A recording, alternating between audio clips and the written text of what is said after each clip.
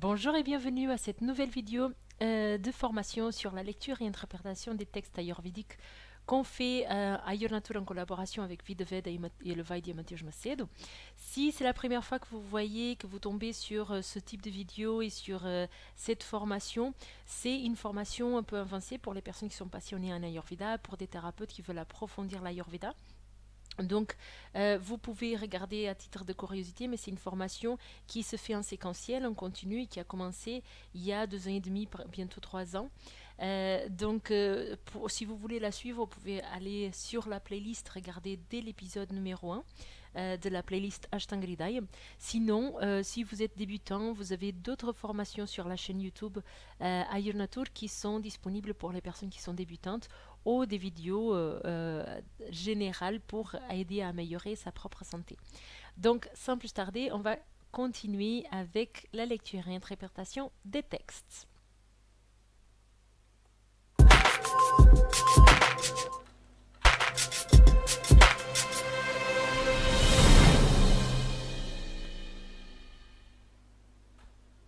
Ragadirogan satatanushaktan sheshakaya prasrutana sheshan autsukya moharatidanjakhana yo purva vaidyaya namostu tasmai. Soyez les bienvenus à cette nouvelle vidéo de la série Vidvedanushamit de la chaîne YouTube. Je m'appelle Mathéos et aujourd'hui, on va continuer notre lecture de l'Ashtangridayam Sutrasthana chapitre 4. Le chapitre 4 de l'Ashtangridayam Sutrasthana qui parle de Roga Ruptadanya. Donc, comment prévenir les maladies. Donc, je pense que tout est OK avec la connexion. Bonjour à Ricardo qui vient d'arriver. Ici, mon ordinateur, il dit que la connexion, elle n'est pas bonne. J'espère que pour vous, ça soit OK. Mettez-moi un hola, un bonjour dans les commentaires pour que je sois sûre que tout se passe bien. Bonjour, bonjour. Je suis déjà dans ma dernière heure de vie de ce mercredi-là. J'espère que tout le monde soit là. Bonjour. Bon, Ricardo Barreto, il a sauvé le jour en disant bonjour. Ok, ça se passe bien. Bonjour Raquel, c'est bien que tu sois là. Donc je vais arrêter ici mon télégramme pour que ça arrête de faire du bruit.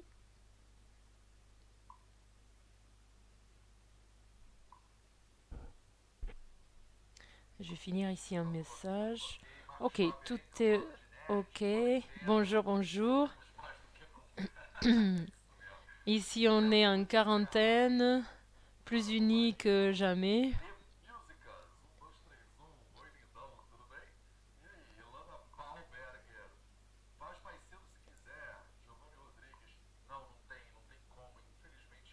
Il n'y a pas la possibilité pour moi de faire plus tôt. Ça, c'est le seul horaire que je peux arrêter pour faire ça. Euh, si je faisais plus tôt, ça serait genre 9 heures du matin du Brésil, juste après le 0800. Mais bon, mais après, ça serait pas bon pour la plupart des personnes. Midi, c'est peut-être encore bon pour la plupart des personnes s'arrêter, regarder entre midi et 2. Donc, on va continuer Como ici. é que vocês estão aí? Donc, comment ça va tout le monde, quarantainers, les personnes qui sont en quarantaine? Donc, on ne peut pas être dehors. Heureusement qu'on peut être à la maison pendant cette période de Covid. Donc, on est dans le chapitre 4.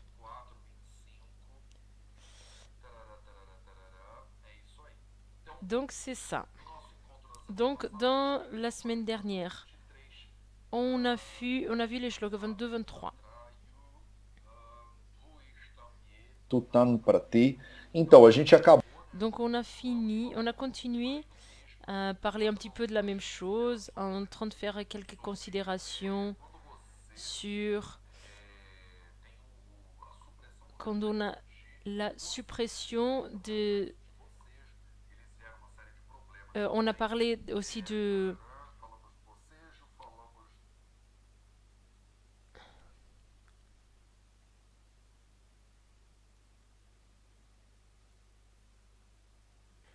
On a parlé du reflet de Bayer.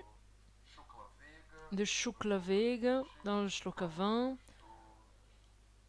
On a parlé de Vam, du reflet de vomissement.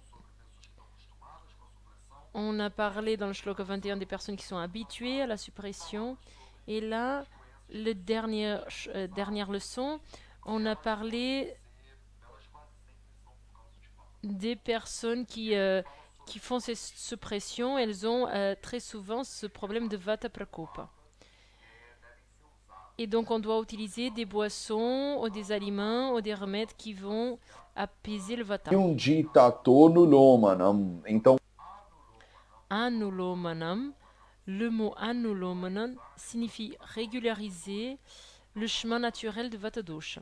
Donc la plupart des maladies qui arrivent de la suppression ou le fait de forcer les besoins physiologiques peuvent être traitées avec des remèdes qui vont qui vont régulariser le mouvement de Vata. Donc c'est là qu'on s'est arrêté la semaine dernière. Et cette semaine, on va continuer avec les shlokas 24. Est-ce que tout le monde est prêt? Giovanni Rodrigues.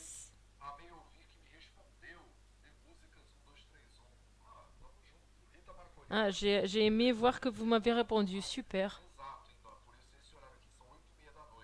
Donc ici, c'est 8h30 de la nuit, ici en Inde. Pour Lisbonne, ça marche. Pour le Brésil, ça marche. Et c'est la plupart du public de Vida Veda, c'est au Brésil et au Portugal. Donc c'est pour ça que je fais dans cet horaire. Donc c'est bien de travailler depuis la maison. Très bien. On commence à s'y habituer. Hashtag F4P, c'est très bien. Donc, pour les gens qui sont dans la F4P, dans la formation, votre présence ici, dans la vie de Vedanushamitas, est obligatoire. Ça, c'est vraiment que pour les nerds. Donc, on va continuer notre lecture de l'Ashtangridam Sutrasthana, chapitre 4, avec le shloka 24. Arayetu sadavegan hiteishi pretyachehacha lobhershya dvesha matsarya ragadinam jitendriyaha. Donc on a parlé d'une série de besoins physiologiques qui ne doivent pas être supprimés. La plupart des besoins qu'il a parlé maintenant... Ah, je vais ici modifier le chiffre. On est le numéro 122. 121, c'était la semaine dernière. Donc la majorité des besoins physiologiques sont des besoins physiologiques physiques. Donc on a parlé de pas supprimer l'éruptation, la défécation, l'urine, la flatulence. Et ici, il va aller un petit peu, il va aller un peu plus en profondeur dans la psyché humaine, si on peut dire comme ça. Donc si vous êtes nerd ayurvédique, vous savez que vous devez venir avec les shlokas 24, 25 et 26 translittérés pour le cours. Donc c'est ça que j'attends de vous. Donc si vous n'avez pas translittéré déjà, on va le faire maintenant. Donc je suis en train de prendre, de vous mener ça facilement pour vous. Donc là, il y a plus de minutes de sanskrit. Je ne sais pas si vous vous êtes rendu compte, mais j'ai besoin que vous fassiez votre translittération. Si vous n'êtes pas en train de faire la translittération, c'est pas la peine d'approfondir un sandhi, etc. Parce que je vais être en train de parler, mais tout seul en fait. Donc jusqu'à la fin de ce chapitre, je vais arrêter un petit peu avec ces notions de sanskrit pour que vous ayez le temps de mettre tout ça en place. Donc une des leçons, un des devoirs que vous aviez, c'était de faire la translittération. Si vous ne l'avez pas fait, on le fait maintenant ensemble. Si vous l'avez déjà fait, vous pouvez m'aider ici si jamais je fais une bêtise. Dharayetu sadavegan. Dharayetu sadavegan.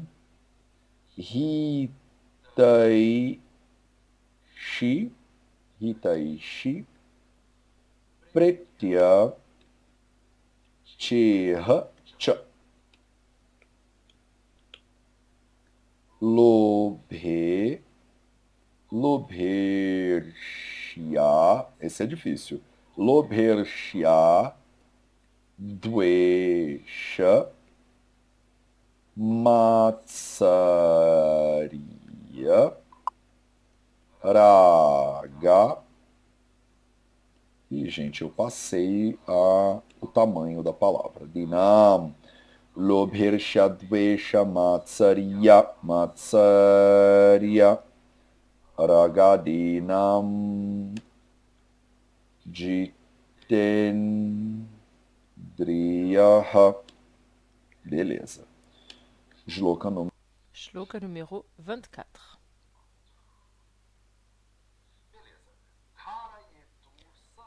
Vegan, Hitarishi Pretya Cheha.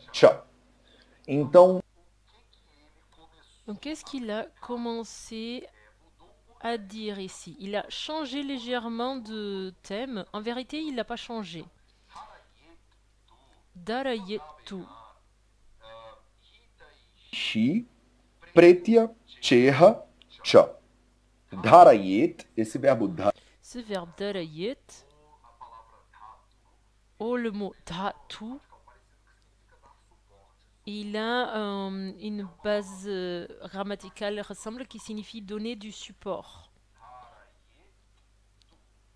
Darayet tu. Darayet tu. Ce sont deux mots. Darayet, c'est le verbe.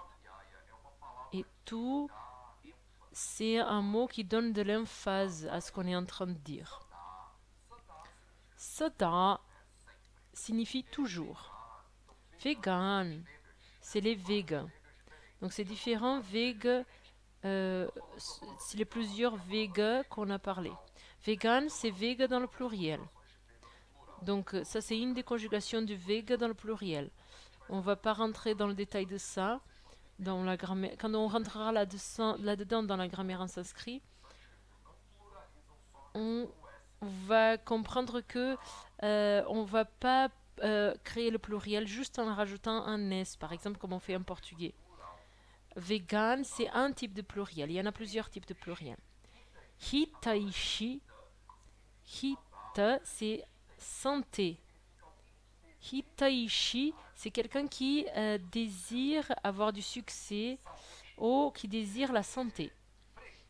Pretya, c'est après la mort, dans la prochaine vie en fait.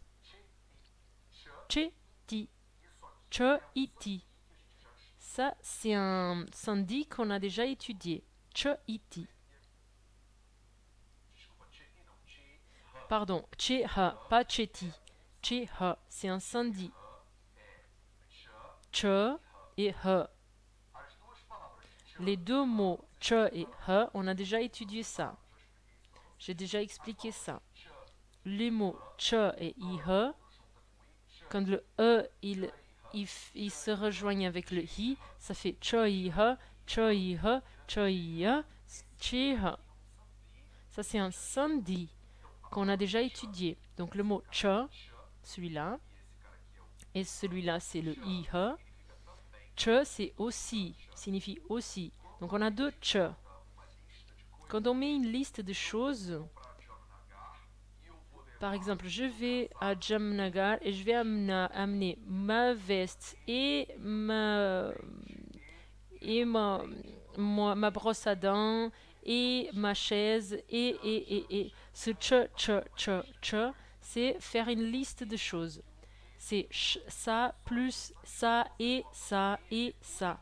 Mais en sanskrit, on met le et à la fin de la phrase et pas au milieu. Donc, il dit itaishi, avoir le désir par des bonnes choses. Avoir le désir par qu'une bonne chose se passe. Pretya, c'est après la mort. Hiha, c'est dans cette vie. Donc je désire des bonnes choses pour vous quand après la mort et dans cette vie aussi. Pretya cha. Donc Pretya cha, c'est après la mort et aussi pendant cette vie. Donc ça c'est un mot d'addition aussi. De faire quelque chose plus ça. Donc c'est ça la règle de Sandhi. Donc jusqu'à présent, c'est pas très clair de quoi il parle. Il parle d'un support, il parle des besoins physiologiques, et il parle de désirer des bonnes choses après la mort et dans cette vie. Et après, il continue. Donc il va faire une liste de tragédies. Lobha, Irshya. Lobha, Irshya, donc c'est incendie aussi. Dvesham, Dvesha, Mat. Donc il parle d'une série de mots que vous connaissez peut-être. Vous pourriez déjà connaître parce que je parle de certains de ces mots. Quand on fait le Ragadirogan, je dis plusieurs de ces mots qui sont présents ici. Ce sont des mots qui sont absolument négatifs. Lobha signifie la ganance, l'avaresse. Être très avide. Ksha, c'est avoir de la jalousie. Dwesha, c'est quand on a de la colère ou de l'aversion pour quelque chose. Ça, c'est Dwesha. Matsarya, c'est une attitude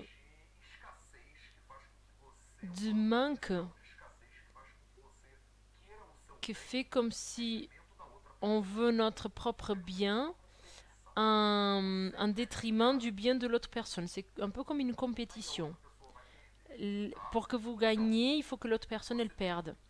Donc vous êtes avide, vous êtes jaloux, vous avez de la colère, aversion, vous avez la volonté d'être bien en détriment des autres. Et raga, raga, vous avez déjà beaucoup entendu, non? Raga, dirogan, etc. Raga, adirogan. Donc les maladies de raga et les autres. Autsukya moha, Atsukya moha, arati, ce sont des mots négatifs qu'on retrouve ici. Dinam. Então, Donc Ragadinan, ici à nouveau. Radinam. Adi signifie etc.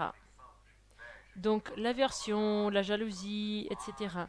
Donc le mot rag, c'est traduit de façon différente, mais en général, ça signifie vraiment une grande, grande colère, une rage très forte.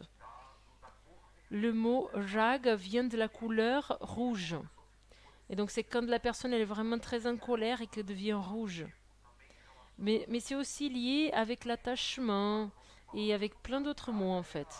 Mais raga c'est la pire des maladies en fait. Jitendriyaha. Donc je vais prendre ici mes notes pour ne pas dire des bêtises. Jita et Indriya. Donc à nouveau le même sandhi ici. Donc on est en train de réviser les sandhis sans vouloir. Jita Indriya. Jita Indriyaha. Indriya, vous savez ce que signifie, c'est les organes des sens, les organes des perceptions de la réalité. Jita Indriya. Jita signifie conquérir. Conquérir quoi? Les organes des sens. Donc Jitendriyaha, c'est une personne qui n'est pas soumise au plaisir mondain de la vie. Donc c'est poésie. Donc on va essayer de faire ça ensemble. Je ne vais pas vous laisser de côté. On va comprendre. Donc on est en train de parler des Vegas. Donc qu'est-ce que tout ça qu'est-ce qui est le lien avec tout ça? Dwesh. Pourquoi on parle de toutes ces choses-là alors qu'on parlait des Vegas? Qu'est-ce qu'il veut dire ici? Il veut dire exactement la même chose que je disais avant. Comme on a les besoins physiologiques du corps, il y a aussi comme on a les pulsions physiologiques du corps, on a aussi des pulsions physiologiques du mental. Et donc ça, c'est comme des pulsions physiologiques aussi. Quelles sont les pulsions physiologiques du mental? C'est un peu ça. C'est comme si c'était de la nature de l'être humain, avoir ces pulsions, ces impulsions.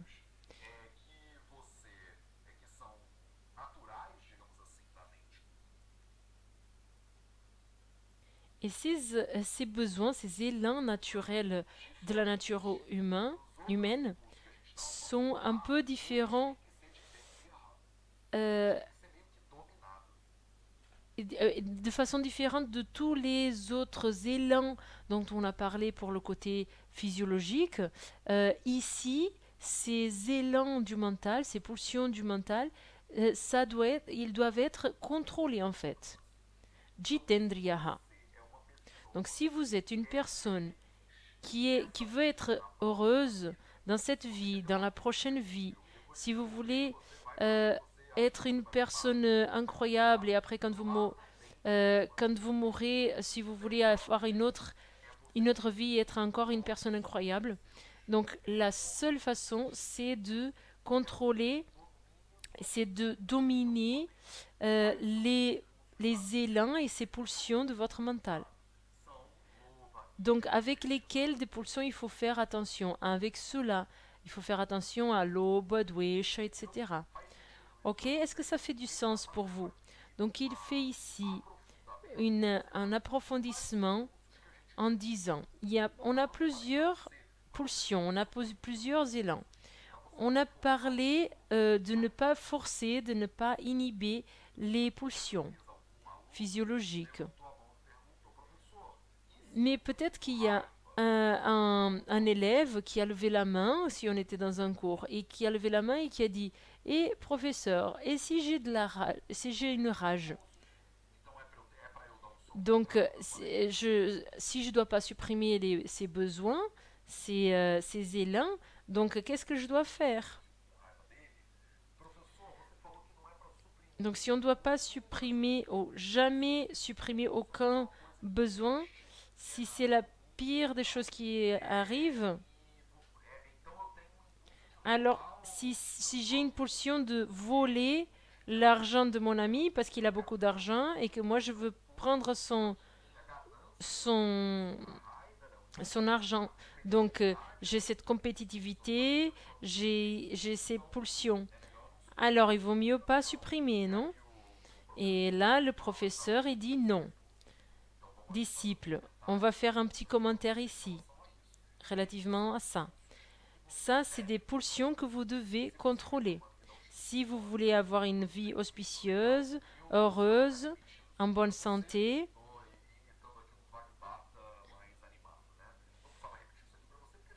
normalement, je ne devrais pas vous répéter ça parce qu'on a déjà parlé dans le Dinacharya et on a déjà parlé de toutes les façons de vivre, les règles d'éthique. Mais juste pour ne pas garder aucun doute, je vais vous redire ici que toutes ces pulsions mentales, on doit les contrôler. Donc ce sont des pulsions qui ne sont pas du corps, mais du mental. Ces pulsions, oui, elles doivent être contrôlées. Ça doit être dominé ou encheminé. Quel est l'objectif à la fin? La première phrase du Samhita, il parle de ça.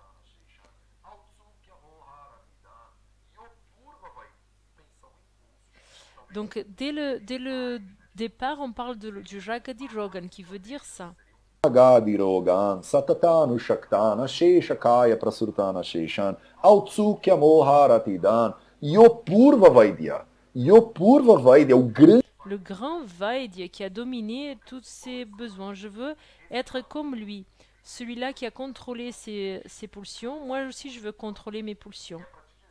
Donc ce shloka, c'est pour dire, il ne faut pas dire qu'on a les pulsions et qu'on les respecte. Parce qu'on a déjà parlé dans le chapitre 2 des règles d'éthique. Donc, on parle un peu de ces pulsions du mental déjà. Donc, donc il y a des pulsions de loba. C'est pas des.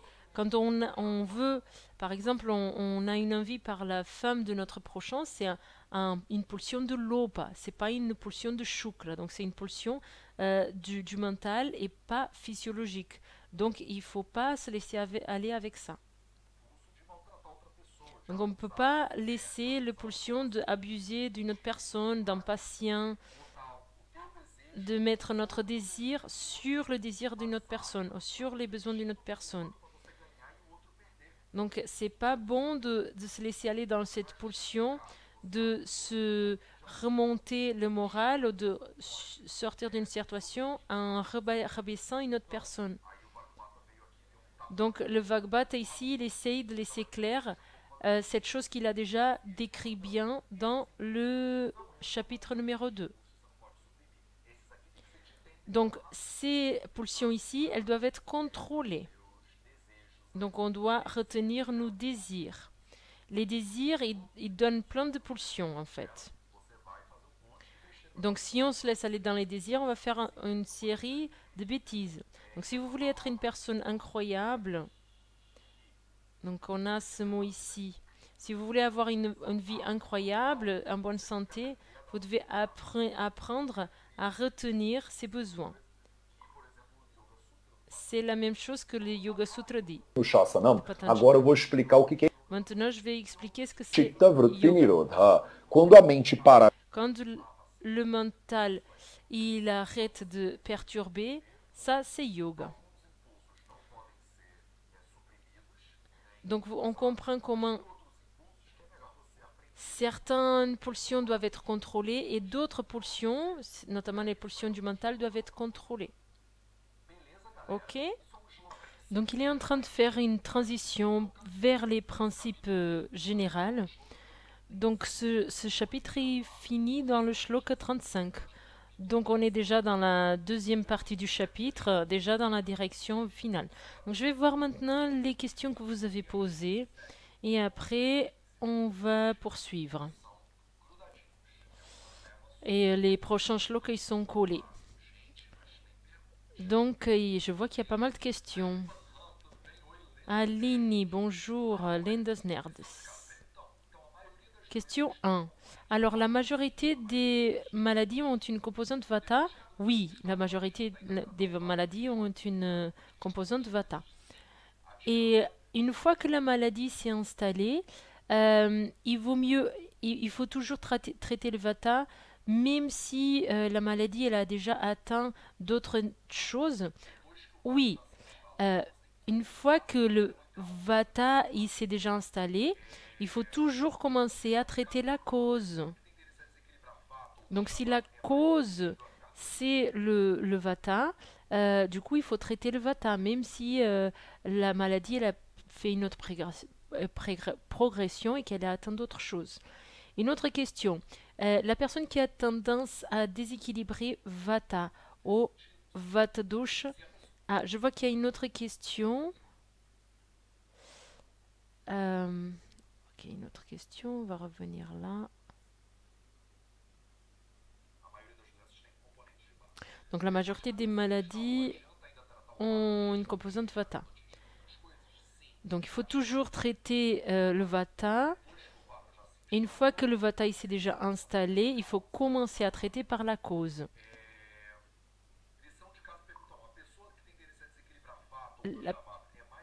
La personne qui a tendance à déséquilibrer Vata ou le dosha Vata est plus susceptible d'être malade dans ce sens. Oui. Si la personne a déjà une tendance à aggraver le Vata, comme le Vata est celui qui a le plus de tendance à déséquilibrer, donc là on a une tendance plus une tendance, donc c'est une fête. Autre question. Est-ce qu'il y a une forme d'épilation qui est moins maléfique qu'une autre? Mara, je n'ai jamais pensé à ça dans ma vie. Moi, je suis très poilue. Est-ce qu'il y a une façon d'épilation qui est moins maléfique qu'une autre?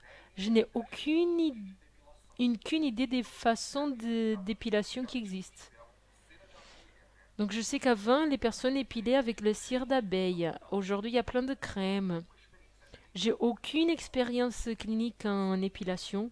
J'ai jamais vu un patient, je sais rien. Je peux rien te dire sur cette question. Rien, rien. Merci pour la question, mais je sais pas t'aider. Tu peux demander ici à la communauté de femmes ici et voir si quelqu'un il a une idée. J'essaie de réfléchir comment est-ce que ça est en lien avec le chapitre de Rogarupta Danya.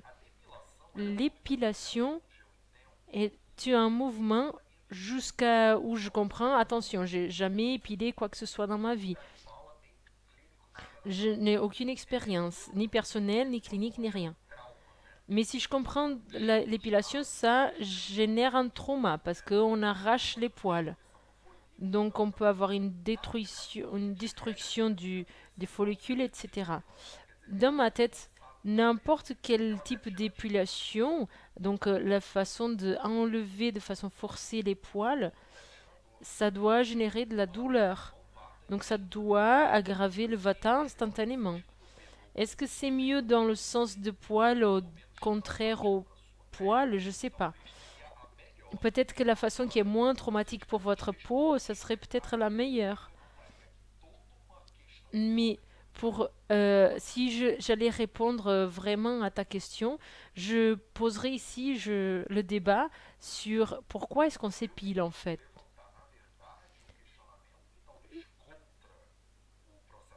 Donc ça serait peut-être la chose contre l'épilation. Si vous épilez pour une question médicale, par exemple pour une chirurgie, on va enlever les poils. C'est pas une vraie épilation, on va couper simplement les poils pour faire la chirurgie. Mais quand on fait de façon quotidienne, on va générer un trauma dans les follicules. On va causer de la douleur, du trauma. Je vois aucune raison positive pour faire une épilation. Je comprends le facteur social qui fait que les femmes elles se sentent obligées de faire l'épilation. Peut-être qu'il y a c'est peut-être un développement d'une société qui est profondément machiste parce que l'homme il s'épile pas. Donc, si la volonté d'épiler, c'est de votre volonté, c'est très bien. Mais si c'est par formatation, euh, parce que vous croyez qu'une femme qui a des poils, c'est une femme sale, etc., euh, du point de vue ayurvédique, c'est un peu vide. Si vous avez des poils sur la peau, en fait, ces poils ils font partie de votre corps. Même si les poils font partie des mâles du corps, ces poils, ils ont une vie. Donc, ils grossissent, après, ils finissent par tomber. Donc, moi, par exemple, j'ai beaucoup de poils. Mais c'est le cycle de vie naturel. Les cheveux, ils ont un cycle naturel. Les selles, elles ont un cycle naturel. Tous les mâles, ils ont un cycle naturel. Maintenant, est-ce qu'on va faire une épilation pour une raison simplement épilétique euh, et, pour une raison simplement d'esthétique, ça va créer une aggravation quand même de vata, une douleur. Et si vous venez d'une société qui, qui dit que si vous faites pas l'épilation, que vous êtes moche ou que il y a un problème qui est lié, alors que l'homme il épile pas, toujours on me critique quand je dis des choses comme ça. J'essaye juste de faire une réflexion par rapport à la question qui a été amenée. Mais moi personnellement, je pense qu'il n'y a aucun sens à faire ça. Mais si je dis mon corps c'est mon corps, je fais ce que je veux, c'est très bien. Je connais des hommes qui s'épilent aussi. Et donc je ferai la même observation. Pourquoi est-ce que vous faites ça? Donc Si vous avez des poils sur les axiles, sur les aisselles, est-ce que ce poil il n'est pas naturel? Donc, poil sur une jambe d'une femme n'est pas acceptable, alors que le poil sur une jambe d'un homme c'est acceptable. Donc, quand on parle de santé, comme mon focus il est sur la santé, je ne peux pas freiner la réflexion qui est sur la santé à cause d'une réflexion en culture en fait. Si on veut être en fait, ma réponse est peut-être porte peut-être sur le fait que si notre focus est je veux être complètement en bonne santé, le fait de faire l'épilation ne te porte pas dans cette direction-là. J'imagine que ça doit faire super mal de faire l'épilation, mais j'ai pas de pratique personnelle là-dessus.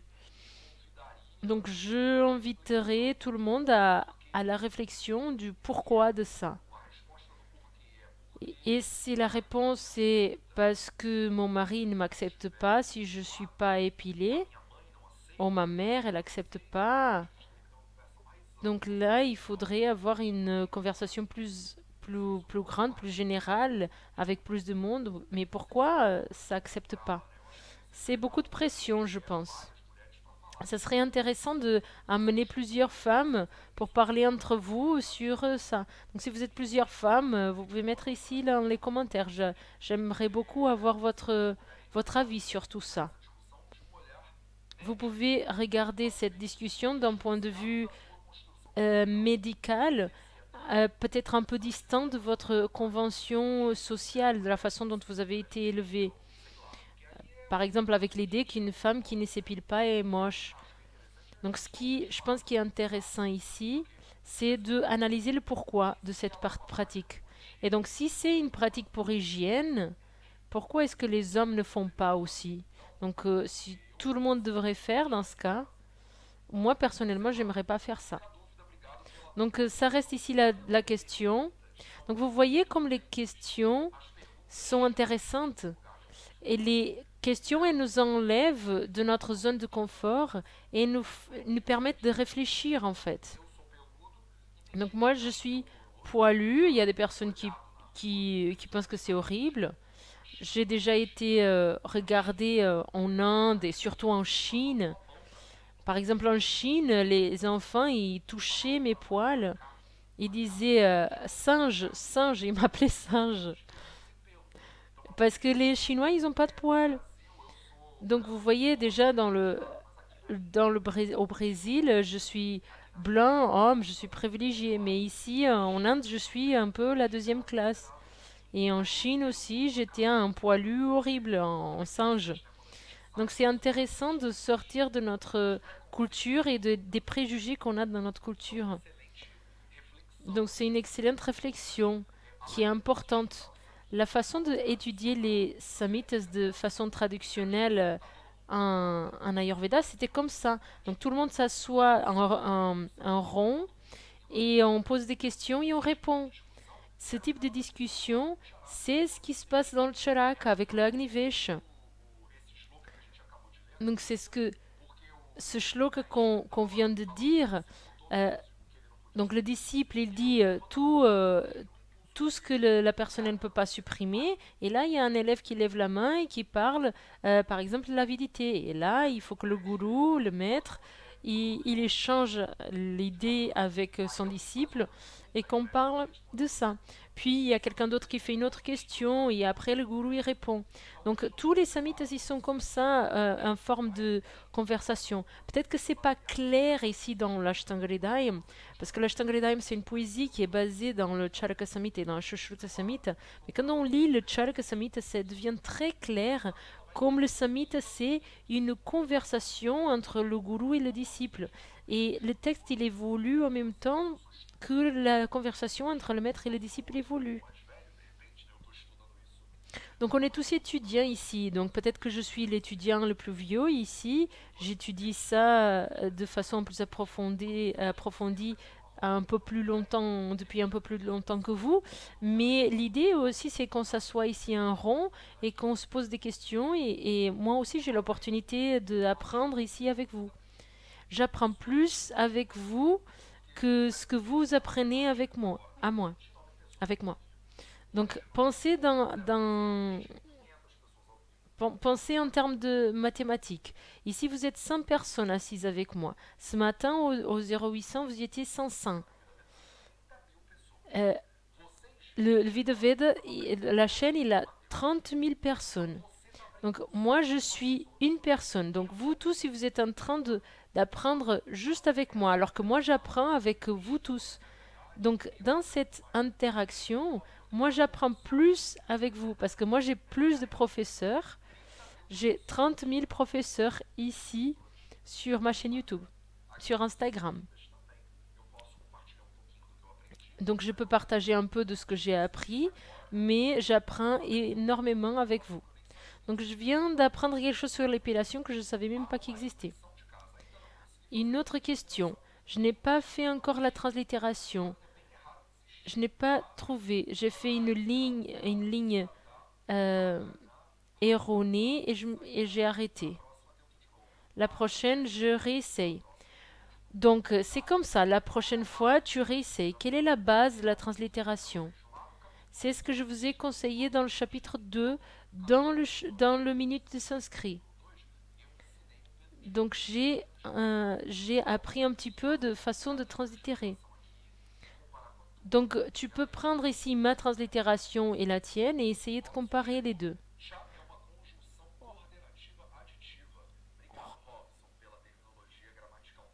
Robson, il dit Cha est une conjugation coordinative additive. Merci Robson pour la précision. Est-ce qu'il y a un livre pour aider l'apprentissage du sanskrit? Je ne connais pas, Aline. J'utilise juste une grammaire, mais là il faut avoir déjà imprimé un début de notion en sanskrit. Pour quelqu'un qui ne sait rien, c'est vraiment avec des formations comme ça. La meilleure façon que je connais pour étudier le sanskrit, c'est dans la pratique. Donc c'est ça, écouter les minutes de sanskrit et pratiquer. Ah, j'ai réussi à être en live. Ah ben super. Hashtag F4P, super. C'est très beau ces impulses. Est-ce qu'on peut considérer ces pulsions mentales? Oui, c'est ce que j'ai dit dans la vidéo, c'est des pulsions mentales.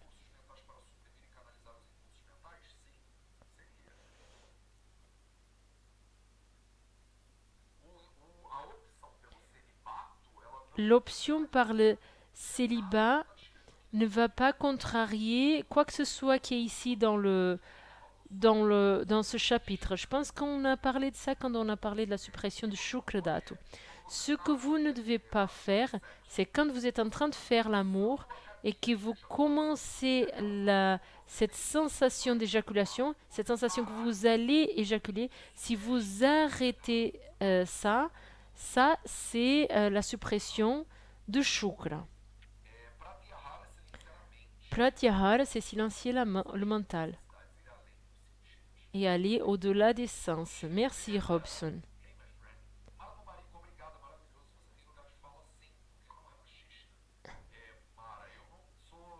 Et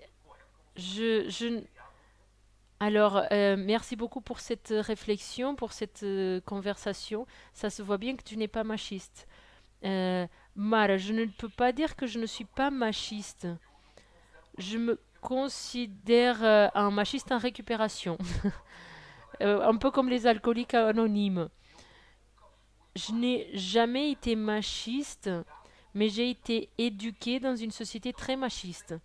Donc je suis tout le temps en observation. Je ne me considérerai un machiste récupéré jamais.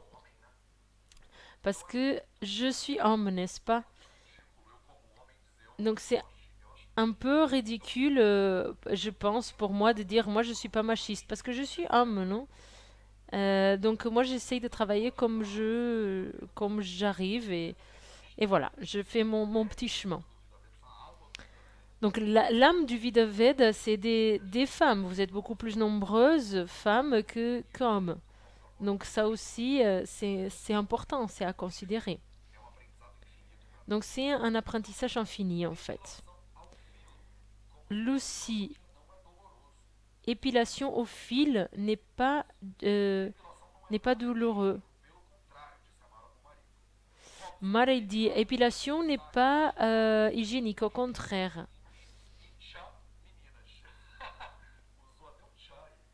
Mais c'est pertinent de considérer des questions de santé reliées à l'épilation. Oui, c'est pertinent. C'est bien de toujours réfléchir. Ah, il y a certains cas où on peut considérer. Alors, Aline, elle dit, je suis infirmière aux États-Unis et on n'enlève pas les poils des patients lors de la chirurgie. En tout cas, là où j'ai travaillé à cause de l'infection. Ah ben d'accord, merci pour le partage.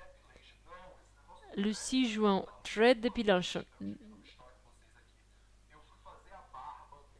Ah, thread, c'est cette chose de faire l'épilation en une fois. Donc, je vais vous partager ici ce que mon expérience.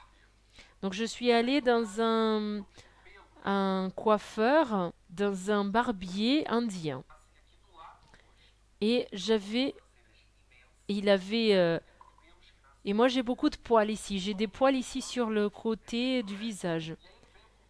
Et donc, du coup, lui, il voulait m'enlever ça. Donc, il avait des fils et il a passé ces fils ici à côté pour que j'enlève. Et, euh, et je n'ai plus jamais fait ça de ma vie parce que ça fait super mal.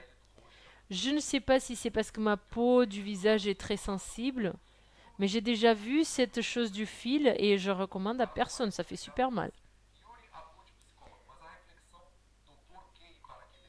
Yuri, donc la réflexion sur le pourquoi épiler, c'est excellente. Ça nous permet de réfléchir sur la société, l'apprentissage. Donc moi je vis aussi comme ça tout le temps en fait. Je suis toujours en train d'apprendre toute la vie. Merci beaucoup Lucas pour votre participation. J'ai passé ici juste pour remercier, j'assiste tout, je regarde toutes les vidéos. Aline, euh, donc voilà, ici je suis infirmière aux États-Unis et ici on, on ne va pas épiler les patients avant la chirurgie. Donc c'est très intéressant. Ici en Inde, quand on fait une chirurgie, on va enlever les poils. Donc il y a une différence. Et les patientes de gynécologie obstétrique, on enlève aussi, principalement avant l'accouchement. Comme les pratiques en Inde sont très anciennes en fait, elles sont dépassées. En fait, peut-être qu'aux États-Unis, c'est plus avancé, c'est plus moderne. Nous, on travaille ici en Inde, c'est une tragédie en fait, c'est très, très dépassé. Camille, c'est mon premier jour dans le Video Vedel Summit. Finalement, je suis arrivée. Camille, tu arrives en plein milieu de la discussion. Ricard Barreto. En certains endroits en Inde, avant la puberté, ils font de l'application de curcuma sur la peau pour arrêter la croissance des poils plus tard. Ah, j'ai jamais entendu parler de ça. Robson, tu es un mal en déconstruction. Ah, je sais pas en fait. Je connais pas ces expressions. Je suis en Inde depuis longtemps en fait. Donc on peut dire que je suis un machiste en récupération, pas de problème. Merci pour tous les enseignements de la chaîne. Je regarde depuis peu et ma vie est déjà en train de changer. Super, merci pour le retour. Ton travail il aide beaucoup de personnes, merci. Donc merci beaucoup à tout le monde, soyez les bienvenus. Et donc on va voir ici encore deux shlokas parce qu'on a vu juste un pour l'instant. Et donc on va continuer notre lecture avec les shlokas 25 et 26. Je vais les lire ensemble parce que leur contenu il est pratiquement le même. Dizem o seguinte: Yatheta cha yathakalam malanam shodhanam prati atarthya sanchitastehi krudasyurjivitachidaha doshah kadachit kupyanti jeta langhana pachanaihi yetu samshodhanai shuddha nate shampunarudbhavaha ma. Donc on va commencer par translittérer tout ça. Ate tacha yatha kalam ete tacha yatha kalam malanam shodhanam prati atyartha sanchitaste atyartha sanchitastehi krudha surjivita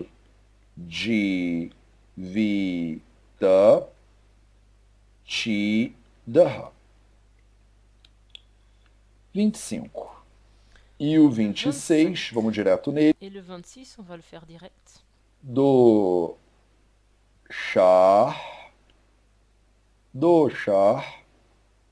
kadachit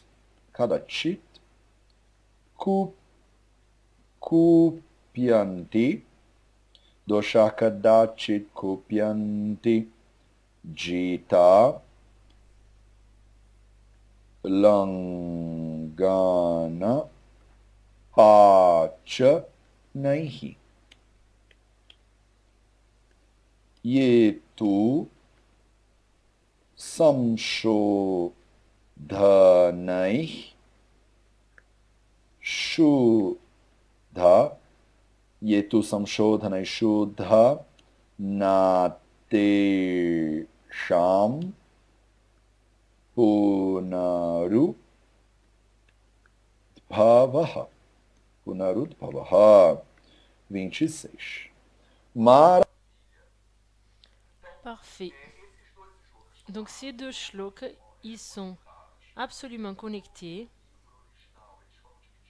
Et dans le livre original, ils sont séparés parce qu'il y a des commentaires des commentaristes. Mais c'est une seule idée qu'il présente ici. Donc il dit Yateta Yat eta Cha yata. Yat et ita, c'est deux choses, mais après je vais vous expliquer. Cha, vous connaissiez. Yata kalam. Yata kalam, c'est dans le moment approprié. Malanam, c'est tous les mâles. Tous les mâles qui doivent sortir du corps. Les choses qui ne devraient pas rester dans le corps et qui doivent sortir. Shodhanam, donc dans le chapitre 1, il parle de deux modalités de traitement. Shamana Chikitsa et Shodhana Chikitsa. Et j'ai parlé de ça dans le chapitre 1. Prati signifie après quelque chose. Sanchita, Sanchaya, c'est quand on a quelque chose qui est en train d'aggraver. Hi, c'est comme un mot qui donne emphase, qui donne importance dans ce contexte. Kruta vient de Kruta, c'est la rage, la colère. Vous allez voir quand on arrivera là. Il ne parle pas vraiment de la rage, il parle d'un dosha qui est en train d'être aggravé. Siyuhu, c'est le verbe être. Jivita, signifie la vie. Chi signifie couper. Donc c'est quelque chose qui coupe, qui élimine la vie. Donc les doshas, on va déjà faire le prochain. Doshaha, donc c'est ici le sujet. Malanam, ici on a parlé de Malanam et ici on parle de Doshaha. Doshaha, c'est le pluriel de dosha. On a déjà parlé de ça dans le shloka précédent. Donc doshas avec un S à la fin, c'est la portugisation ou la franchisisation du mot sanskrit. Le pluriel c'est doshaha. Kadachit, kada signifie quand. Et chit c'est aggravé. Quand quelque chose est aggravé, langana pachana, c'est deux procédures de shamana chikitsa. Langana, c'est une procédure de shamana chikitsa, de diminuer les tissus corporels. Donc quand on fait langana, on fait la réduction des tissus. Le contraire de langana, c'est brahmana. Le chapitre 14 de Ashtanga parle que de ça, langana et brahmana et brahmana. Pachana signifie cuisiner ama spécifiquement. Donc ce sont deux thérapies et les deux thérapies, elles créent de la faim, augmentent l'agni et diminuent les tissus. Et ils vont cuisiner, ils font pachana, ils font la cuisine de ama. Donc il y a de nombreuses thérapies qui sont utilisées pour chitta conquérir le dosha qui est aggravé. Le dosha qui est un peu aggravé. Et ici, et tout. On peut aussi utiliser thérapie de shodhana pour extraire le dosha aggravé de la personne. La thérapie de langana, pachana, n'est pas shodhana, elle est shamana. On a déjà fait la différence de ça dans le chapitre 1 de l'Ashtanga Hridayam. Si les principes ne sont pas clairs dans votre tête, vous devez retourner et revoir là. Je vous rappelle que l'apprentissage dans les samites, c'est linéaire. Si vous avez perdu le concept qui est déjà auparavant, vous allez vous perdre en fait. Je ne peux pas arrêter et toujours expliquer, sinon on ne va pas avancer. Shuddha, c'est quelque chose qui est très sale, qui a besoin d'être nettoyé. Donc quand on fait un shodhana, ne, c'est non, c'est la négation. Desha, c'est comme un prénom personnel et il est en train de se référer au dosha. Puna signifie à nouveau. Rudbhavaha, vous ne devez pas refaire à nouveau. Donc, j'ai fait tout ça séparément. Donc, vous pouvez faire des petites flèches et noter ce que je suis en train de vous dire. Si vous êtes juste en train d'écouter, là, vous êtes un peu perdu, je pense. Donc, vous avez besoin, au moment correct, vous avez besoin d'éliminer les doshas qui sont aggravés. Donc, c'est le moment de sortir du corps. Quand ça sort du corps, on n'appelle pas dosha, on appelle ça mal. On a appris ça avant. Quand on a appris les saisons dans le Rutacharya, dans le chapitre de Rutacharya, on a vu que parfois le dosha, quand le dosha il est tellement aggravé que maintenant il doit être éliminé du corps, maintenant il s'appelle mal. Donc, si dans la saison correcte, on fait shodhanam de valam, ça c'est ce qui est adapté. Donc on devrait être toujours en train d'observer pour voir que quand le dosha il est tellement aggravé qu'il devient mal, à ce moment-là, il doit sortir du corps.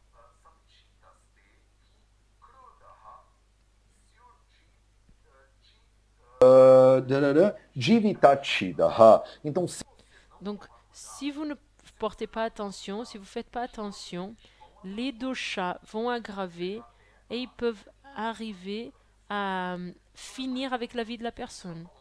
Donc c'est ça qu'il est en train de dire à peu près. Il faut être attentif parce que les doshas, ils peuvent avoir cette tendance à aggraver. Et on devrait toujours les regarder, les observer quand ils sont en train d'aggraver. Si le dosha il se transforme en mal, il doit être éliminé du corps. Et si on ne fait pas ça, se você não si on ne fait pas cette attention, il va faire samshita, il va aggraver. Le dosha il va aggraver, aggraver, aggraver, jusqu'à qu'il devienne très très aggravé. S'il est vraiment beaucoup trop aggravé et qu'on fait rien, ça peut même faire finir avec la vie de la personne. Et donc il va continuer avec cette idée. Donc les doshas, quand ils sont kopianti, on peut les conquérir en faisant langana opachana. On peut conquérir les doshas en faisant des thérapies de shamana. On peut faire shamana chikitsa. Donc ça signifie que le dosha il est aggravé, qu'on va apaiser le dosha. Donc les doshas, on va avoir une tendance à aggraver. Kadachit, quand ils tendent à aggraver, on peut faire langana et pachana avec eux. On peut réduire, contrôler le dosha avec certaines thérapies, langana, pachana et d'autres thérapies possibles. Maintenant, si vous faites samshodana ici, si vous n'utilisez pas les thérapies de shamana chikitsa, mais les thérapies de shodana chikitsa, vous faites un nettoyage du corps que vous n'avez pas besoin de répéter. Littéralement, ce qu'il dit ici, c'est que si vous faites une thérapie de shamana chikitsa, la tendance, c'est la tendance du dosha de toujours aggraver et on a besoin toujours de le regarder, de l'observer et il va avoir toujours cette tendance à aggraver. Si on fait une thérapie de shodana, on élimine le dosha du corps et là, il ne va plus avoir cette tendance à aggraver de nouveau, facilement. C'est ça qu'il est en train de dire. Donc pour résumer dans une seule phrase. Donc les doshas, ils ont une tendance saisonnelle à aggraver. Et si on est intelligent, on peut éliminer quand il est bien aggravé dans le corps. Il faut faire attention parce que si on n'est pas attentif à ça, le dosha il peut aggraver tellement qu'il peut finir avec la vie. Dans le chapitre 1, on a dosha samasataha vikruta avikruta deham gnanti te vartayanti cha. Les doshas sont équilibrés ou déséquilibrés, ils font gnanti. Ils peuvent arrêter avec le corps, ils peuvent détruire le corps ou soutenir le corps. C'est ici qu'il est en train de dire. Si ils aggravent et qu'on ne prête pas attention, ils peuvent aggraver tellement que ça détruit la vie. Les doshas, ils ont la tendance que quand ils aggravent, on peut faire langana et pachana.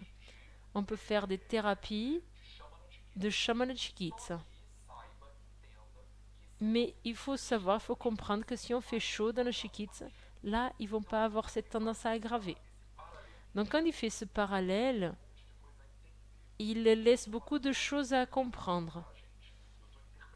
Donc je fais ici mon interprétation, j'interprète la poésie ici pour vous. Donc il y a beaucoup de traductions différentes. il ne dit pas ici clairement ne faites pas shamana, faites shodana. Il dit pas ça. On peut avoir cette tendance de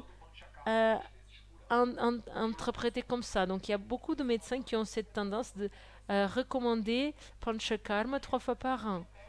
Mais c'est pas forcément ce qu'il est en train de dire ici dans les samhitas. Et donc il y a beaucoup de médecins aussi qui ont cette tendance à vendre le panchakarma parce que ça rapporte aussi. Donc il faut faire attention à ça aussi. Donc il y a aussi comme des chirurgiens qui ont une tendance à vendre la chirurgie parfois dans des moments où on n'a pas forcément besoin. C'est pareil en Ayurveda. Donc pour faire le panchakarma, c'est une spécialisation en Ayurveda. Donc si un médecin il est spécialisé là-dedans, qui voit ça, qui voit que ça, c'est peut-être naturel qu'il voit que ça et qu'ils disent que tout le monde doit faire un panchakarma. Mais je pense que c'est même irresponsable parce que le panchakarma, si vous avez déjà fait un panchakarma, vous savez la taille du trauma que ça laisse, le poids, l'influence qu'un panchakarma peut avoir.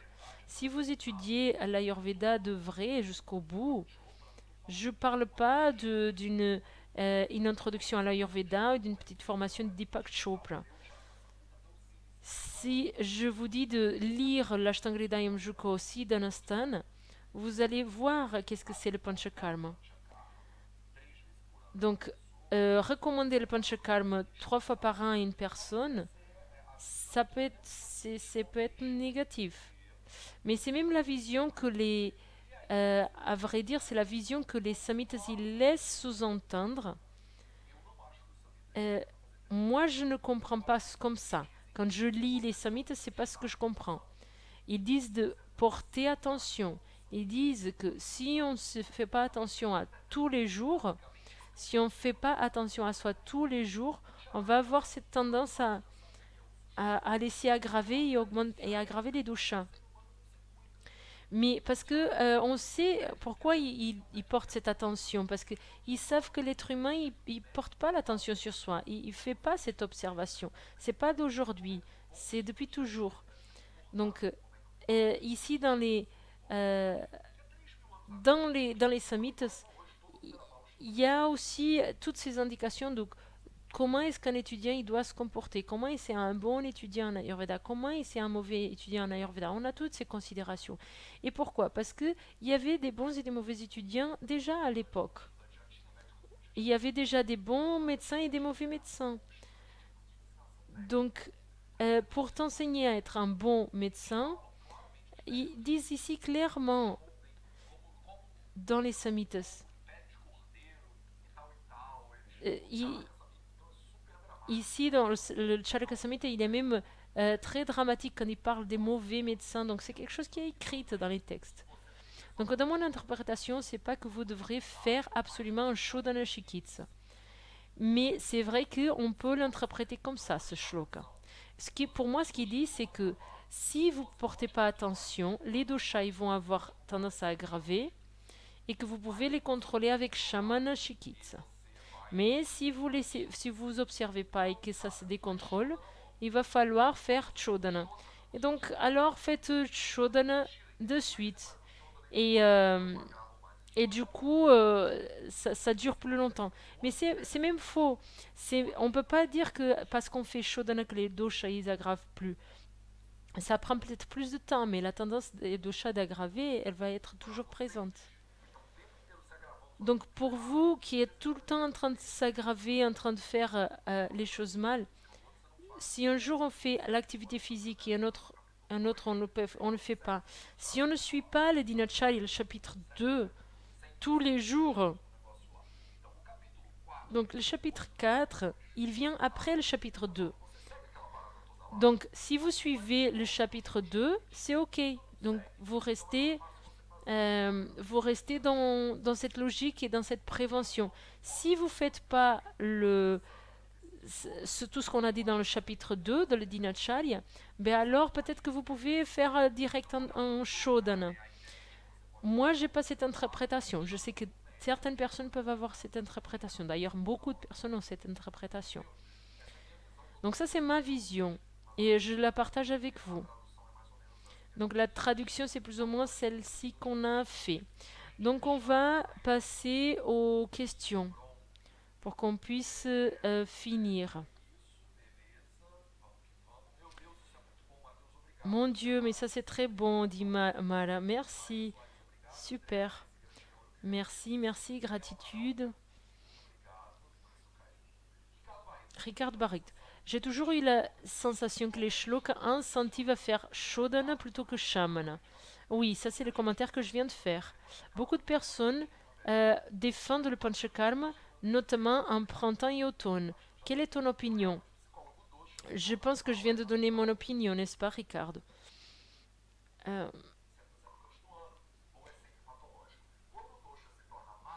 Quand le dosha il se transforme en mala, c'est toujours pathologique. Ça veut dire qu'il est déjà dans son état de prakopa et que du coup, il faut l'enlever du corps. Si le dosha il doit être retiré du corps, c'est qu'on l'a laissé aggravé pour de trop. Mar, c'est vrai qu'il y a 6 degrés de maladie, d'aggravation de maladie, et si à quelle étape on peut intervenir. Oui, c'est vrai, dans le Shushruta Samhit, on va de Shaya jusqu'à Peda. Donc, au moment où il commence à aggraver, il s'aggrave beaucoup, il se localise dans un endroit et puis il se différencie. Donc, ça, c'est les différences. Il y a 6 stades. Et quand est-ce qu'on peut intervenir dans tous les stades? Quand le dosha commence à aggraver, on doit regarder, observer. Comment on fait ça? En connaissant beaucoup comment les doshas aggravent. Comment on le connaît? Dans les chapitres 12, 13, 14, 15 dans le Shtangri Daima. On va arriver là. Mais jusqu'à là, on doit connaître plein d'autres choses. Là, on est en train de parler de Vegas. C'est pas la peine de commencer à essayer d'avancer jusqu'au chapitre 10 si vous n'avez pas les choses de base. Dans la formation des 4 piliers, les F4P, je fais des cours sur l'anatomie physiologie de Dosha Dhatumal. Et donc, je vous parle de certains shlokas un peu plus avancés, mais je vous dis dans la formation que ça, c'est pas l'idéal. Parce que l'idéal, c'est vraiment que vous connaissiez chapitre par chapitre très bien dans la logique et dans la séquence. Connaître le 7 très bien, le 8 très bien, le 9 très bien, et puis le 10, 11, 12, on commence à rentrer dans des choses plus concrètes, mais du coup, vous êtes beaucoup plus à l'aise. Donc quand vous faites des cours de thérapeute, des cours plus débutants, vous apprenez mal, ça c'est le problème. Donc vous commencez par la fin en fait. Les samhitas ils commencent pas dans les Panchamahabhuta. On commence dans le Panchamahabhuta dans les chapitres 9 et 10. Les samhitas ils parlent pas de Panchamahabhuta.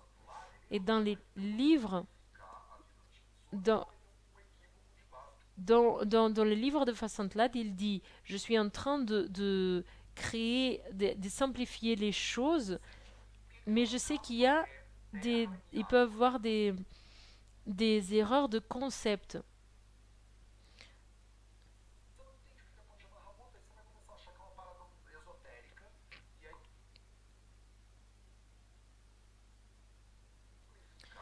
Donc Vasantlad, il a essayé de simplifier la vie des personnes et il a fait une erreur de concept. Il dit kappa et terre et eau. Vous comprenez pas ce que c'est Panchamahabhutas et donc quand vous commencez à parler de kappa, vous croyez que c'est un truc exotérique et du coup vous avez rien compris au concept. Donc on est dans le chapitre 4. Vous avez vu l'Ashtanga Hridayam parler de Panchamahabhuta, de dire que c'est l'air, que c'est la terre. Non. Parce qu'en fait, d'abord, il faut comprendre la pratique du corps humain.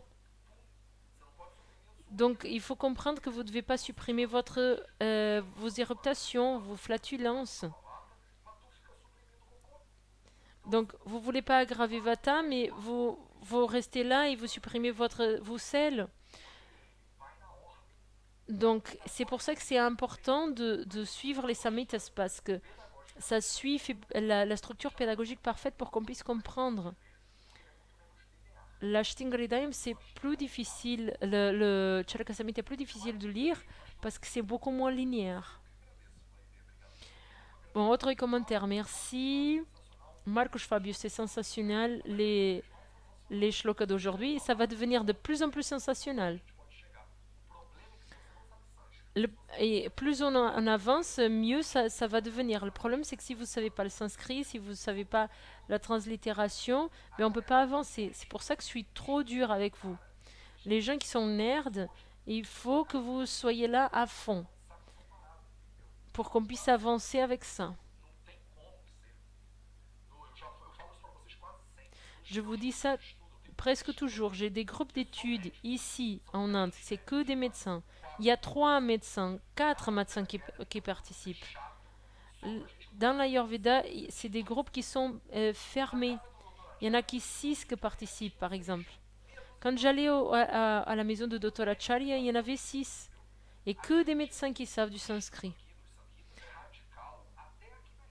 Cette étude ici qu'on est en train de faire ici, c'est radical, même en Inde en fait, même pour les médecins.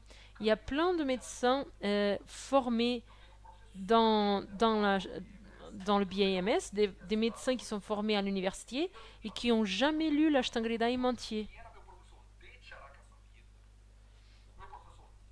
Donc mon professeur de Charaka Samhita, il m'a dit, je suis désolé, j'ai jamais lu le Indriyasthana. Un Vaidya qui donne des cours depuis 20 ans, il l'a jamais lu. Juste pour que vous ayez une idée de quoi on parle en fait. C'est pour ça que je suis dur avec vous. Les personnes qui sont nerds ayurvédiques, ça va être toujours peu de personnes et qui vont mettre vraiment de l'intérêt, qui vont mettre vraiment du temps. Si vous pensez que c'est pas pour vous, ne faites pas. Marapur Marika, merci. Cette prescription de plusieurs panchakarmas, c'est une occidentalisation.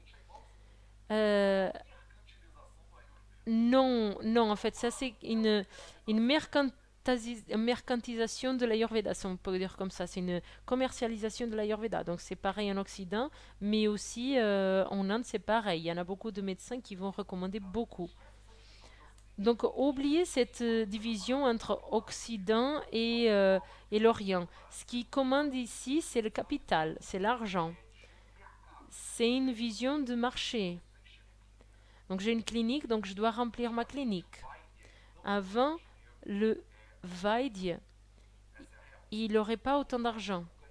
Comme le Vaidya, il ne gagnait pas d'argent. En fait, avant, à cette époque-là, le Vaidya, il ne gagnait pas d'argent parce qu'il soignait les personnes, en fait.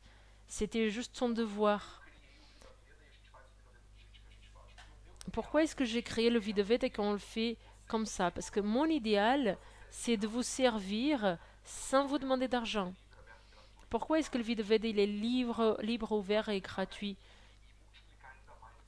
Parce que l'idée, c'est de multiplier ce contenu. Donc l'idée, c'est de faire ça gratuitement pour qu'il n'y ait pas un intérêt financier derrière. Parce que ça arrête avec l'éthique de ce qu'on fait ici. Donc, on a déjà vu que si les médecins ils ont un incentif financier pour prescrire plus de remèdes, ils vont prescrire plus de remèdes. Donc il y a un intérêt financier derrière. Carla, merci pour le cours, merci. Laissez-vous like. Juliana, c'est la première fois que je viens, super. Abhyang, Garshana, Shirodara. Svedana servent pour libérer toxines, c'est ça? Non. Svedana, c'est une procédure de sudation qui vise à libérer mal. Donc il faut revoir les concepts. On est ici dans le vide de Vedana Shamitas. Ici, on ne parle pas de toxines. On parle de ama. Et mal. Et ici, c'est même pas ama, c'est mal. Ok, donc je pense qu'il n'y a pas d'autres questions. Je pense que c'est clair. D'autres, si il y a la moindre chose, vous amenez vos questions pour la semaine prochaine. Donc, quels sont les devoirs? Translittérer les shlokas 27, 28 et 29. Donc, translittérer les 27, 28 et 29. Deuxième devoir, vendredi et lundi, revoir ce cours. Arrêter et revoir ce cours d'aujourd'hui. Puis troisième devoir, tous les jours, revoir, relire, chanter ces shlokas. Ça peut être lentement, pas besoin d'être rapide. Donc je vais vous donner un exemple. Dosha kadachit kopyanti jita langana pachanaihi yetu samshodhanai shuddha nate shampunarudbhavaha. É isso. Você vai ler os três vezes. Vai demorar 5 minutos para você fazer isso. Se você fizer isso todo santo dia, eu prometo. Si vous faites ça tous les jours, je vous promets que dans un an, vous allez pouvoir chanter ça plus rapidement. Si vous ne le faites pas, je vous promets que si vous faites rien, dans un an, vous serez pareil que vous êtes aujourd'hui. Donc l'idée, c'est de travailler. Si vous travaillez, vous me améliorez. Merci pour votre présence et on se voit dans notre prochain mercredi. Gadirogan satatana shaktana sheshakaya prasartana sheshan autsukyamo haratidan jaghana yo purva vaidyaya namostu tasmai.